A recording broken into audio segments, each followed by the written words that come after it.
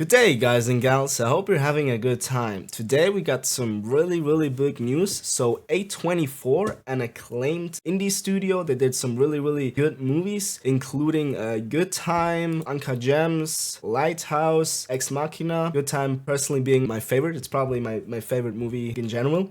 They just announced that they're gonna do a movie with Kojima. Like, they're working together with Kojima Productions to make a Death Stranding movie. They recently said that they were gonna go more into commercial movies, and when I heard that I was like, man, really? Because they're one of the few left that still make like good movies that still tell stories about characters, good cinematography, and just try to tell a good story, right? Without any franchise and whatnot, like sequels. Just make a good movie, let the director do its thing. So when I heard that, I got really bummed out. So like, man, we're losing another one. But I think if they do it right, because that's a very interesting team up. If you still have that artistic vision, even if it's a big franchise, I think they can pull it off. Like, I'm gonna list some examples. Dune, huge movie, insanely large. The director, the Denis Villeneuve, the budget, the cast. But even if you watch it, you can still feel that artistic vision, and I think that's what is important here. The artistic vision. They get a director and they let him do his thing, even if it's more commercial appealing, they can still pull it off. Another example, Oppenheimer. Like, massive movie, but still a movie with artistic vision. Like, you can watch it and see what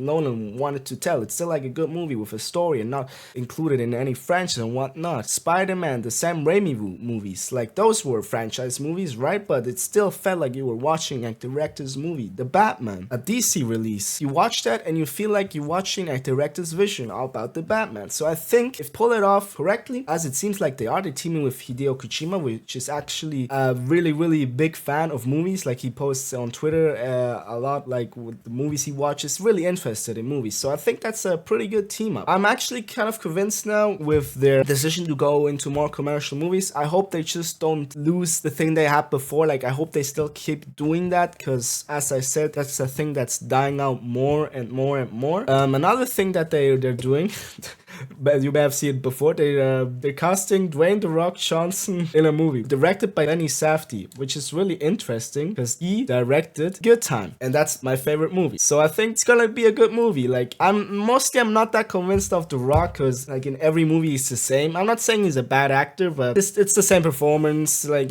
he's just a guy in the jungle or whatever, and he's tough, and it's about a family and whatnot. But why my hopes are there is that usually with A24 movies, especially if it's directed by Benny Safdie, it gets the actors out of their shell. For example, with Uncut Gems, you had Adam Sandler, known for like the family movies, the comedies that weren't really funny. He always did the same, but they paid his checks, right? I mean, he did some good movies here and there, but for a long time, there was a stretch where there wasn't really coming anything challenging towards him. Like, that you could say, oh damn, that was a good Adam Sandler performance. He really gave it his all. But with Uncut Gems, they got out of him Benny Safdie in A24. So I think the Dwayne "The Rock" Johnson movie, you could see something really interesting from him with that, if they really challenge him like they did for Adam Sandler with Uncut Gems. So yeah, I'm excited to see what they're doing with the commercial films, even with what I said before, because their approach to it seems pretty self-aware. Like, they still wanna make good movies, even if they're more commercially interesting. People would probably go out of their way more